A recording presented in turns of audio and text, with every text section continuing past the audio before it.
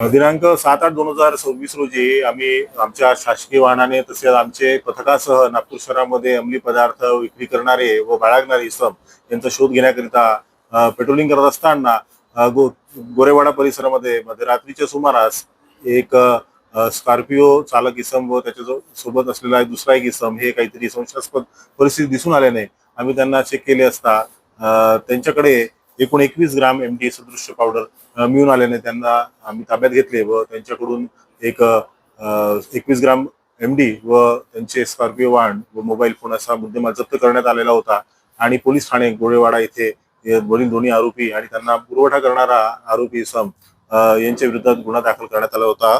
सदर गुन्ह्यामध्ये आरोपी दानिश खान अब्रार खान वय 42 वर्ष आणि मुकर्रम मुन्नावर अली काझी राहणार स्वागत नगर गिट्टी गदान पोलीस स्टेशन व पाहिजे आरोपी आहे सय्यद इरफान अली अंदाजे 34 वर्ष मोविनपुरा यांच्या विरोधात गुन्हा दाखल करण्यात आलेला आहे। सदर गुन्ह्याचा तपास सुरू आहे।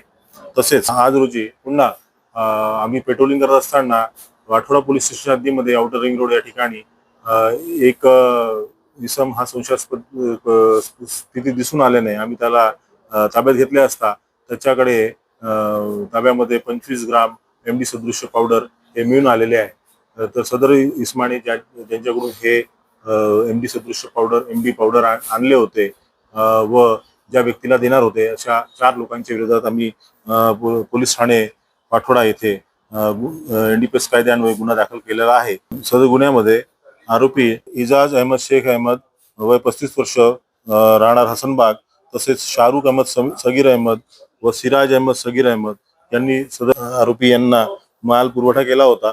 तसेच मोहम्मद अब्रार अन्सारी यांना हा माल सदर आरोपी पोहोचून देणार होता। वरील आरोपींच्या विरोधात गुन्हा दाखल करून यातील 3 आरोपींना ताब्यात घेऊन अटक करण्यात आलेली आहे।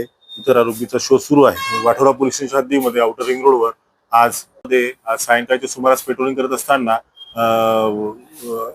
रोडच्या कडेला एक आतमध्ये जाणाऱ्या रुंद रोडवर एक आयशर ट्रक आणि एक कार उभी असून त्यामध्ये आयशर ट्रक मधून एक व्यक्ती कारमध्ये एक प्लास्टिक सुमडी ट्रान्सफर करत असताना दिसून आला। सदर वाहनाजवळ आम्ही जाऊन तपासणी केली असता तिथे त्या व्यक्तीजवळ गांजा असल्याबाबत आम्हाला दिसून आले। आम्ही स्टाफसह त्या व्यक्तींना ताब्यात घेतले व सदर व्यक्तींकडून दोन्ही व्यक्तींकडून 30 किलो गांजा हा आम्ही जप्त केलेला आहे। तसेच सदर गुन्ह्यामध्ये वाहतूक करण्यासाठी वापरण्यात आलेले आयशर ट्रक व एक वॉक्सवॅगन कार ही सुद्धा जप्त करण्यात आलेली असून 2 आरोपी आम्ही अटक केलेले असून एक व्यक्ती हा अटक करणे बाकी आहे।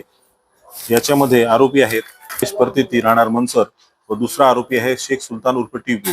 याप्रमाणे गांजा 30 किलो गांजा जप्त करण्यात आला असून अशा पद्धतीने आम्ही 24 तासामध्ये अंमली पदार्थ विक्रेते जे गुन्हेगार आहेत नागपूर शहरातील यांच्यावर 3 कारवाया मोठ्या प्रमाणात केलेल्या असून याच्यामध्ये एकूण 10 आरोपींच्या विरोधात गुन्हे दाखल झालेले आहेत आणि आरोपी अटक सुद्धा करण्यात आले। भविष्यात या गुन्ह्याच्या तपासामध्ये इतरही अंमली पदार्थ विक्रेते व त्यांना माल मागवणारे आरोपी यांच्या विरोधात आम्ही मोहीम तीव्र करणार आहोत आणि नागपूर शहरामधून अंमली पदार्थांचा विक्री करणारे सर्व आरोपींच्या विरोधात आम्ही कडक कायदेशीर कारवाई करणार आहोत। या कारवाई करता आम्हाला आमचे माननीय पोलीस आयुक्त श्री विश्वास नागरे पाटील साहेब, सहपोलीस आयुक्त श्री नवीनचंद्र रेड्डी साहेब आणि अपर पोलीस आयुक्त श्री दाभाडे सर आणि DCP श्री अग्रवाल सर आणि यांच्या मार्गदर्शनामध्ये आम्ही सदर कारवाई केलेली असून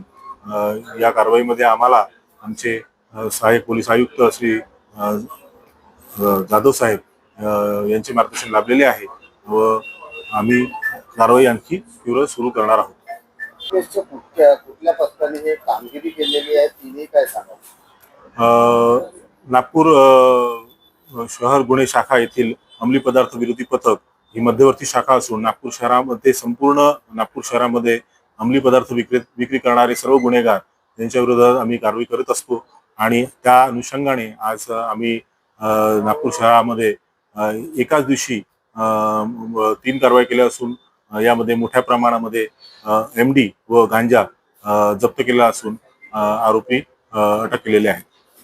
तर आम्ही एका दिवसामध्ये एकूण अंमली पदार्थ व त्याकरिता वापरण्यात येणारे वाहन असे मिळून एकूण 43 लाख रुपयाचा मुद्देमाल एनडीपीएस कायद्यान्वये आम्ही जप्त करण्यात आलेला आहे.